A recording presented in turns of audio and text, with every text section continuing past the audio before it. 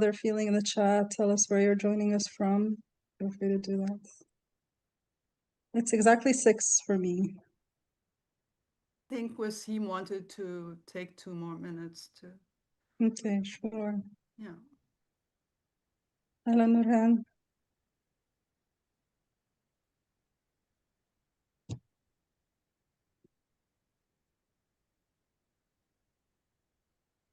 And Mushira, you're going to get started with introducing ACSS, and then you hand over to us. And then Mace, I'll get started, and then I'll hand over to you, yeah? Yes. Okay.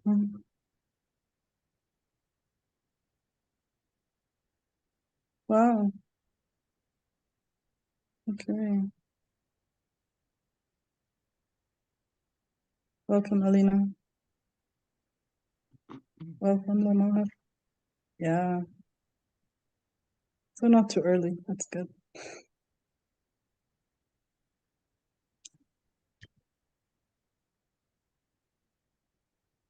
Hi, Fatima. You're from Heart Summit, Kuwait, right?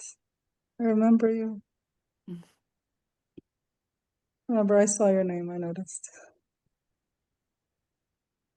Hi, Veda. Yeah, I hope you both are doing great. It's great to see you. It's good to see you too. To see you. Misty, hi. Haven't seen you in a while. I know. I was just texting you in the chat saying I still work in Qatar, but now at Georgetown instead of Texas A&M. But I'm Okay, in the also, US. I'm in the US right now, so you're in it's US right now. 10 a.m. It's so great to see you. So happy to be Good here. to see you. I'm seeing people I haven't seen since like 2021, Yeah, 2022. like That's why I'm reacting like this. They all seem to know you, yeah. We're live. Okay. I'm not seeing the record button, but maybe just live. Okay. Go ahead. So shall we start? All right. Good morning and good afternoon, everyone, and welcome to our webinar on teaching in times of war, solidarity, not solutions. My name is Mushira Al-Ghaziri, and I'm Associate Director at the Arab Council for the Social Sciences, the ACSS. The ACSS, as you may know, is a regional organization based in Beirut, Lebanon, that seeks to enhance and strengthen the social sciences in the Arab region. And it does that through various modalities, including research and knowledge production, training, networking, publications, and dissemination. We are delighted to organize this event under the umbrella of one of our main programs, the Working Groups program, specifically the Future of Higher Education Working Group, and it's one of the more recent activities of the ACSS, which seeks to examine critical aspects of higher education in the Arab region. Members of the group are currently researching topics such as digital developments and AI and its impact on education, issues of access and equity, reconstruction of higher education in post-war societies, higher education for migrants and displaced students. So shall we start? The role of faculties of education. Right. Good morning and good afternoon, everyone, and welcome to our webinar on teaching in times of war, solidarity, not and its impact on research, and finally, trauma-informed education and pedagogy. And it's under this last theme that we are organizing this webinar. We're very pleased to welcome our two speakers, moderators, Imad and Maha, who over 1 hour will lead this collective reflection on the role of higher education professionals in times of wars and crisis. Imad is Associate Professor of Biology at Connecticut College, and she's an expert on trauma-informed education. Maha is Professor of Practice at the Center for Learning and Teaching at the American University in Cairo, and she is member of the Higher Education Working Group. So without further ado, I would like to give the floor to Maha and Mais so they can start us off. Thank you very much. Thank you, Mushira and Joanne, for creating the space. And thank you all for joining us today. I always say Assalamu alaikum because we're on different time zones and this works for all time zones. And thank you, Mace, for doing this with me. I'm going to start sharing my screen. very briefly now, and then I'll hand over to Mace. And I wanted to tell you the most important part about this is that these are it's for solidarity and not solutions. Mace and I got together saying we need to do something, but we don't know exactly what it is, because I feel like we need to bring people together and support each other through these times. We're all in a different place, with different levels of safety, and our students are undergoing different levels of trauma, and just how can we support each other, you know? Some of the slides will have Arabic translation and some won't. I'm sorry, I didn't have time to do all, but I'm assuming people will be okay in breakout rooms to speak whichever language they're comfortable with. And so my main role at my university is to support other educators with their teaching. And I also teach a course that has elements of intercultural learning and a lot of exploration of identity and language and so on. And so when something horrible is happening in the region like now, we get to talk about it a lot, and I get to see how my students don't know a lot about what's happening and the history and so on, and it becomes important to see how other people are handling it. Mace, do you want to say quickly who you are and why you're here? Sure. Hi, everyone. It's really very happy, very grateful to be here with all of you. I am at Connecticut College, and I teach a variety of courses here, but mostly neuroscience courses, which is where my training is. I'm originally from Baghdad, Iraq, so I have had my fair share of wars and trauma. And I'm interested in, and I'll say more, interested in how the nervous system experiences the world on a daily basis, and more so in times of turbulence and chaos. And so that's kind of what my research, part of my research has focused on, and specifically in the context of education. So I'll share more. Yeah, and of course, this doesn't just affect the students; it also affects the educators, right? And so, as someone who was born and raised in Kuwait and has a lot of friends from Lebanon to Iran to everywhere in the region that has been affected, it's been really difficult, but of course, not as difficult as living through it, as some of you have these past few weeks and months. And I wanted to ask what nourishes you in these difficult times? And I'd love for you to participate in the chat, and I'll tell you how the rest of the session will go. But there's also a Padlet if you have particular resources.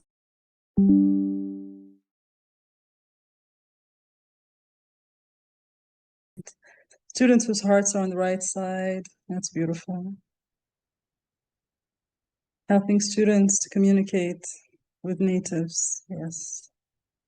Starting prayers when I cannot sleep with gratitude. Yeah.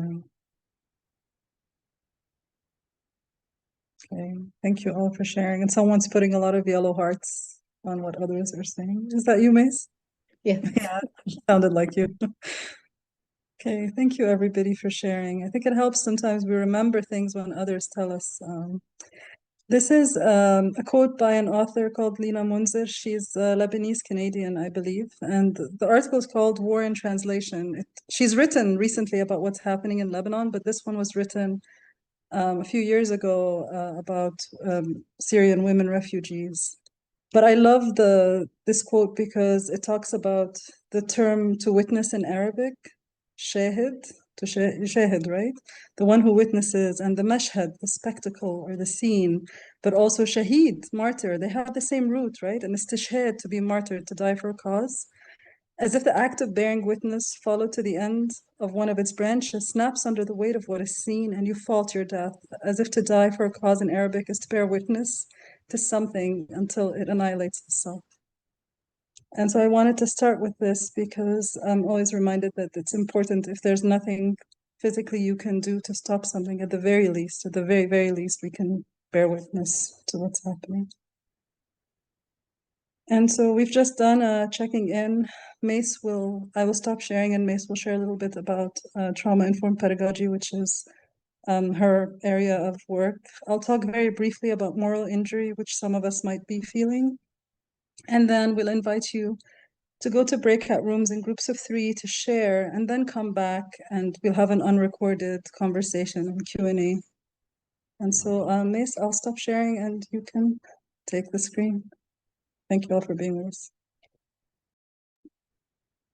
Thank you all for being here.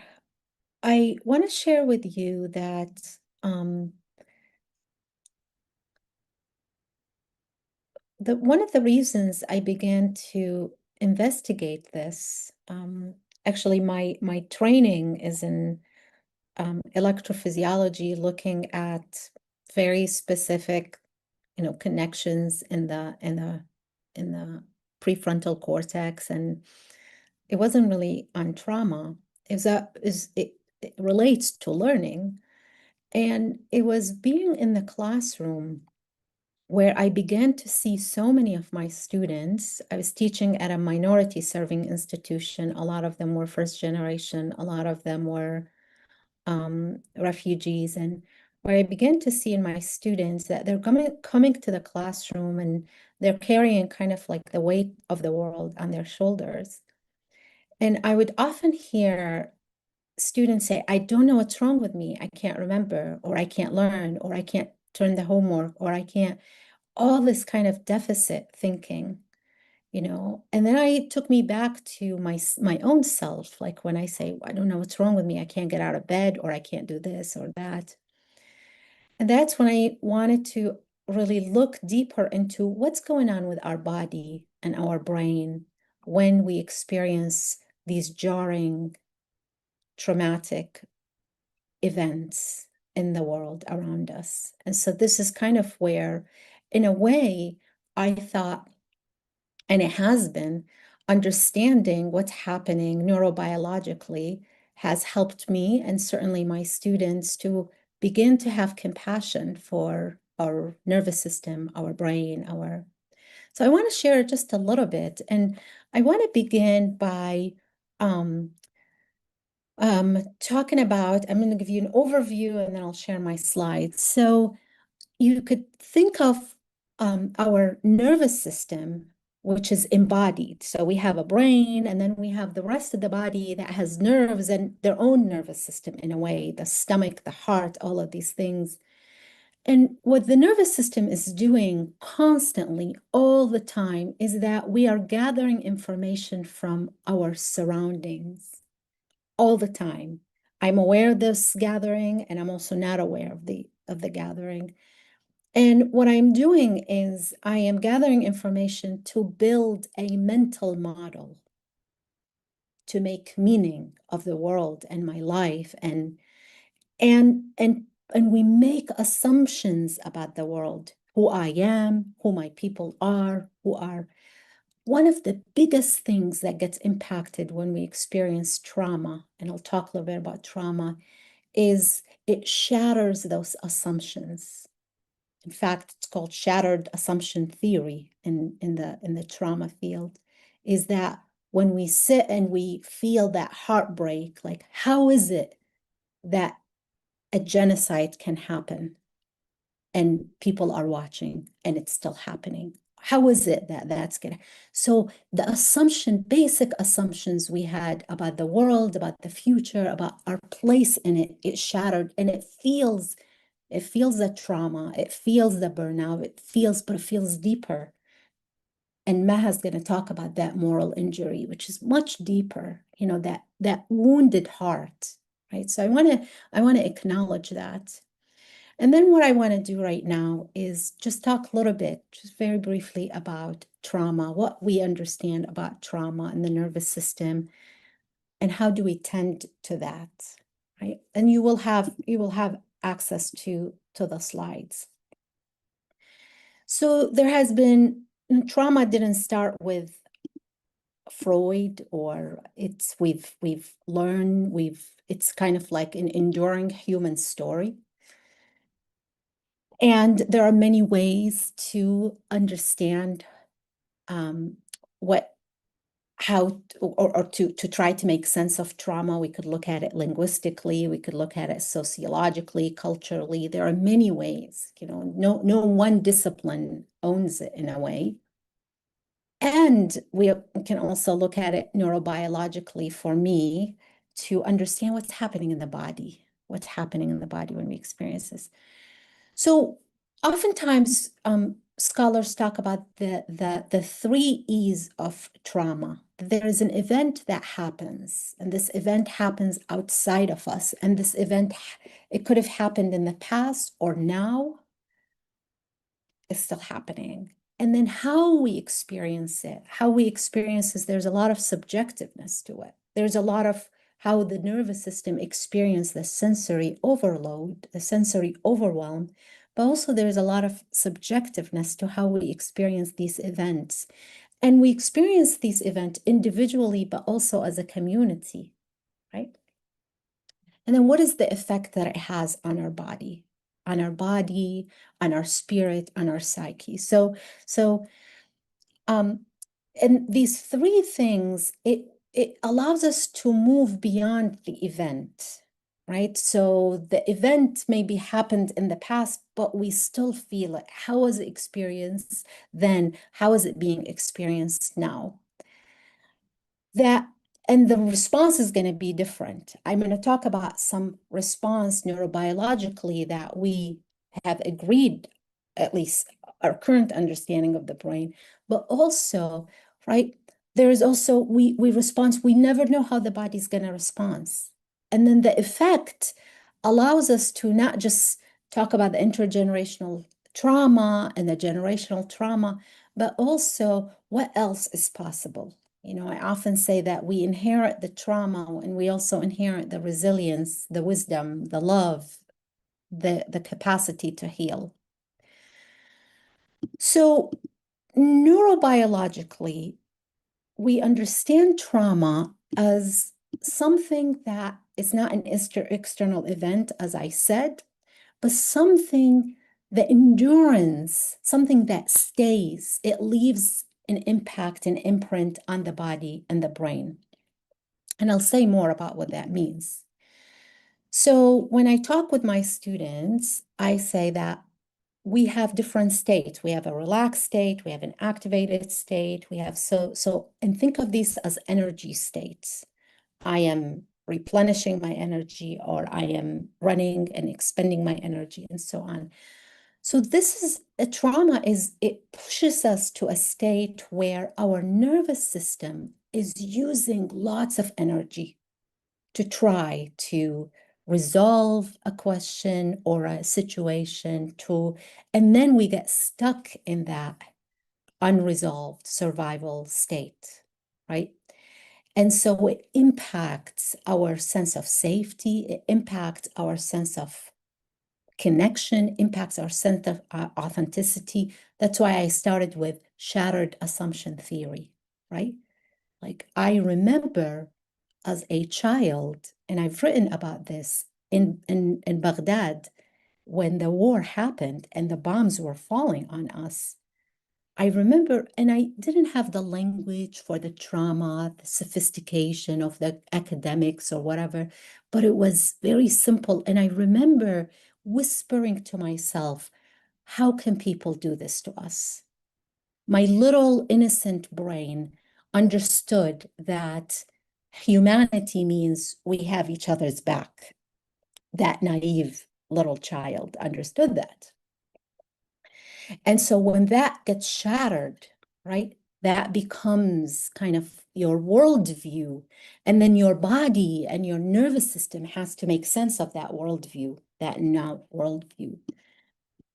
So I want to say just a little bit about that. When our nervous system then becomes dysregulated, because it needs to be dysregulated when we experience these overwhelmingly sensory events, right? We get stuck in an energy that is like constantly, that's a survival energy, right? And we feel it in the body. And the work of for example, Bezer van der Kolk, among many others, You know, indigenous communities have been talking about this way before modern trauma. Contemporary trauma theorists talked about it, that it stays in the body, right? It stays in the, and then scholars such as Gabor Mate and others have talked about how when we feel that sense of what the world is and our place and our community's place in the world, then it feels like, can we connect authentically, right? So these are some of the things that are impact. So I just want to say a little bit, I don't want to talk too much science, but I do feel, oh, my slides are not moving. Am I frozen? You're not frozen, but your slides are stuck on Mate. Yeah. Do you want me to try sharing? Go backwards. Okay, I can share. Let's see Yes, if mine please. works. Okay.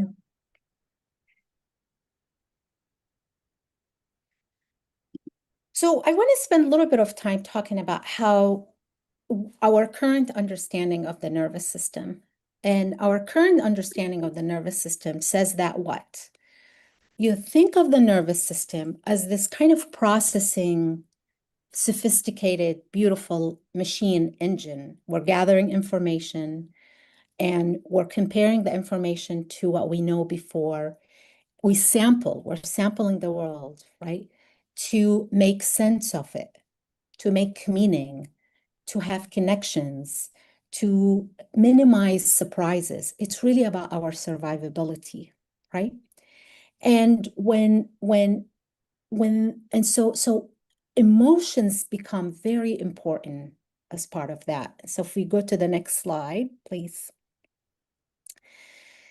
In this schematic, what we see, and of course the nervous, we're not just a head, the nervous system is embodied. So this picture doesn't really capture the totality of it. But what we understand is that everything that enters the nervous system, it goes through different hierarchy. And one of them is the part of the brain that deals with emotions, that deals with, am I connected? Am I loved?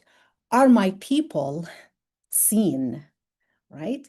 And so when the answer is no, right? The output then is going to be very different. So this thing we feel, and then we assign meaning to that, and then we act, right? And what happens when we see around us that, not just me, but my people, my community, innocent people, and so on, are seen as less than, right? What does that do to that embodied meaning making? So in this diagram, what we see is, I talked about it earlier, that the nervous system oscillates, moves between an activated state and a relaxed state. Activated could be because I'm taking an exam, so I'm very activated, or I'm going for a run, or I'm talking here, being in community with all of you. And relaxed could be I'm just sitting daydreaming, or I'm going for a walk, and so on. And a healthy nervous system is one that's able to move up and down. It's kind of like this dance, right?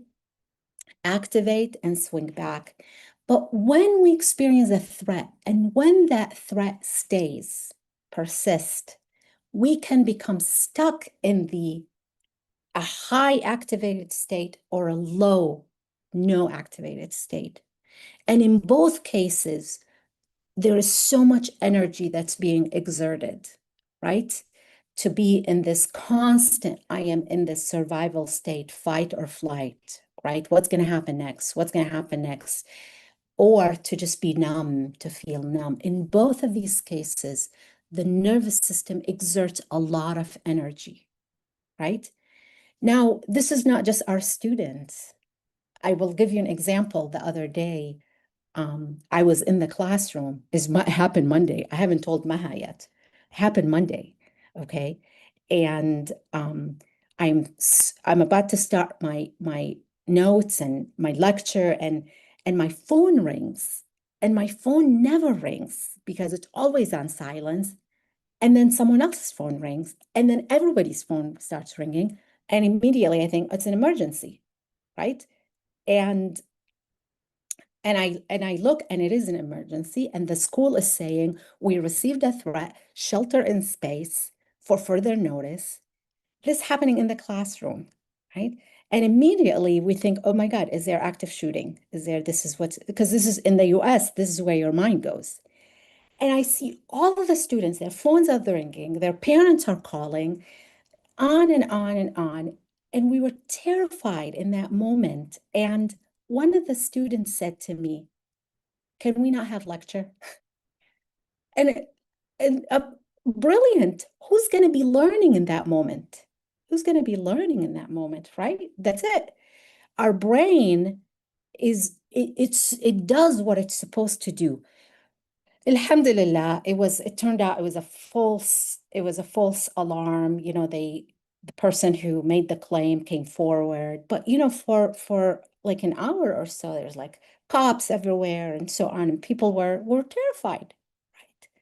Mace, can I comment on this? Like, I was telling Joanne and Mushira yesterday that a lot of people, when they saw the title of the session, Teaching in Times of War, they thought we're talking about, yeah, how do we do it online and how do we get the students together? And I'm thinking, but no, like, how are we taking care of how the students are feeling and how the wars are influencing how they're able to even be present, and how can we provide community to support them rather than the technical aspect of how do I get the course done. Although, like some other people were saying, focusing on work can sometimes help people, but it probably doesn't help the students, I think, at times when they're hyper aroused like this. And like Joanne was just telling me, someone can say like, oh, that my family's or my cousin's house got bombed, or my mosque got burned down, or things like that, Yeah. And so one of the things that I wanna kind of impress upon you, and I'm trying to always remind myself, is what's happening with my body and what's going on then with the student, and how can we talk, like solidarity with the student. So in that moment, I did feel scared, but I also felt like, what do I do? Do I lock the classroom? Do I do like I was very scared, and it just and so in that moment I thought, oh, they must be scared too, right? And we ended up having a conversation. Okay, what were we gonna do now, right? Without solutions, just got this conversation. And so we know that this has an impact, and trauma, whether you want to call it traumatic stress or trauma or burnout, or it can overwhelm the nervous system and the body, right? Because of the speed, because of the shock, because of and so it takes away our capacity to pause and meaning make and feel that we are in control, right?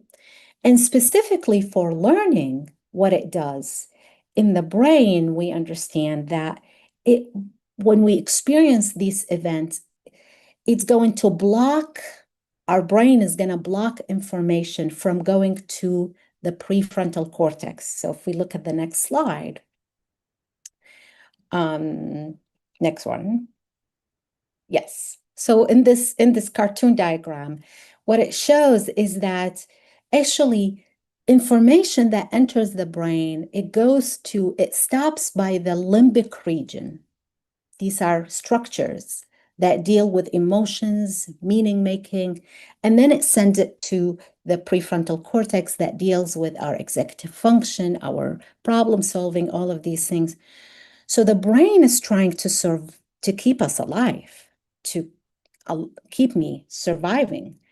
And who cares about a math equation or the digestive system, in my case, that I was going to go over, or this or that? Right now, how can I stay alive?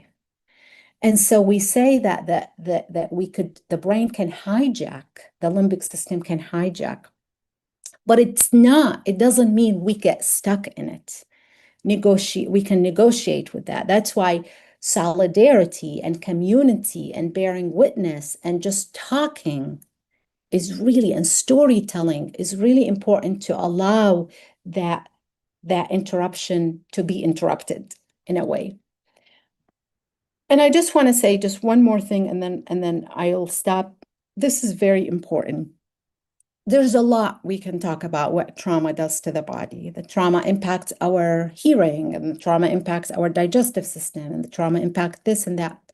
But one of the things that it also impacts is this notion of sense of self. And what do I mean by this? There are structures in the brain that they act in a network fashion. They talk with each other when I am solving a problem, right? We call that an executive network. But then there are other structures, they talk with each other when I'm doing nothing, when I'm daydreaming.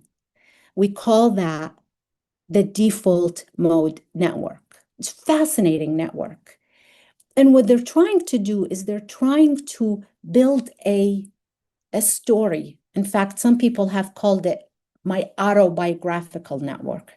So when I sit and I daydream, do nothing, my brain, my nervous system, my body is incorporating information from the past, the present, and the future. And when we experience traumatic events, that network becomes interrupted such that we only we're only processing information from the past.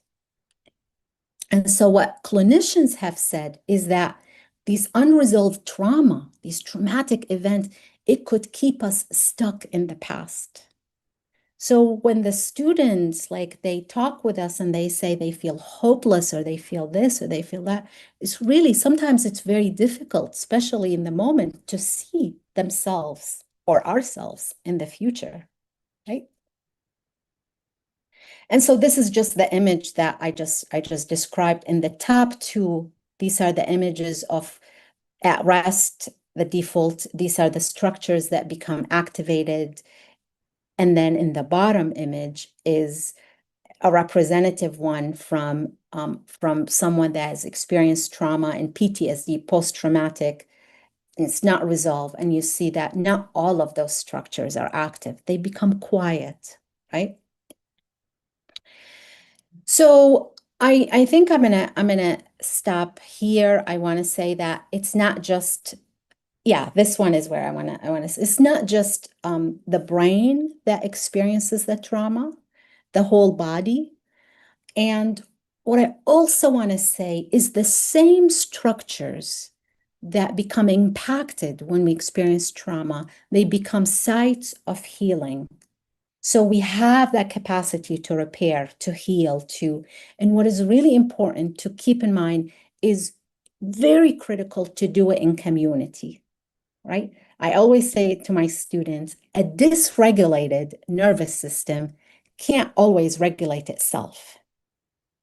But I can call Maha and say, can help me process, and her system is regulated, and we can help each other, or go for a walk, or do something, or read a poem.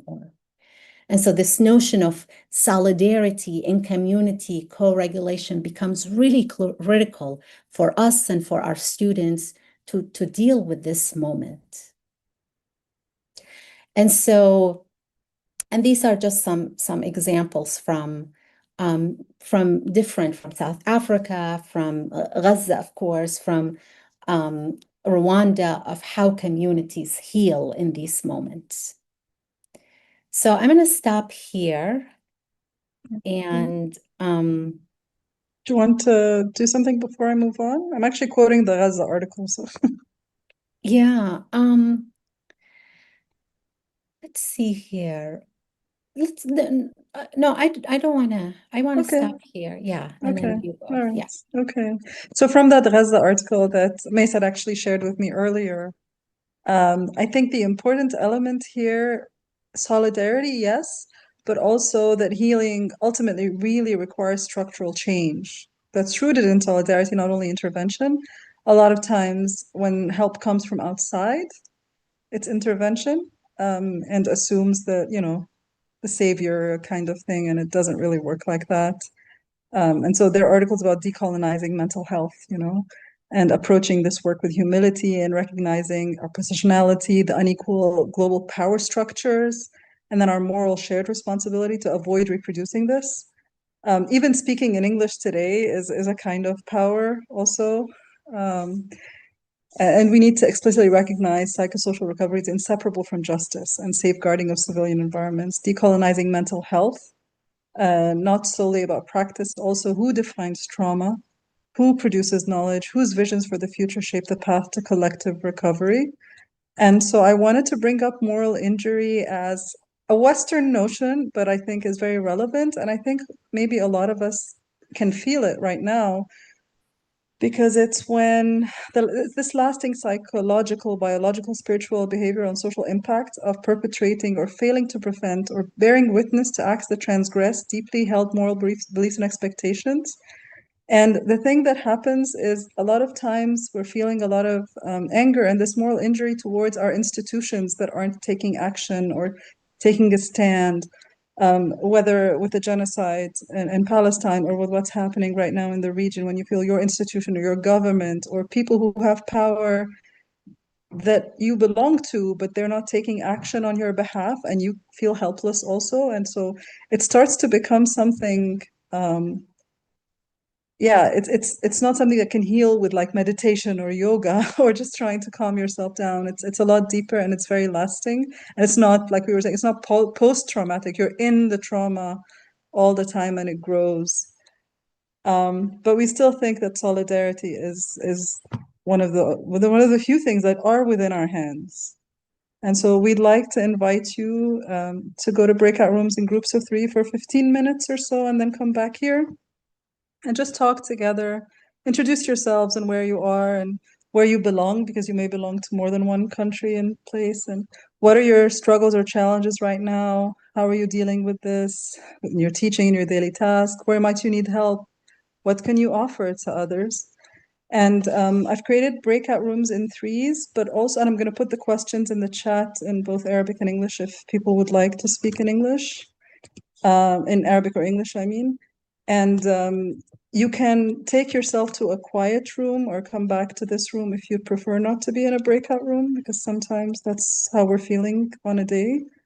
But I do encourage you to try this and see if it works well for you.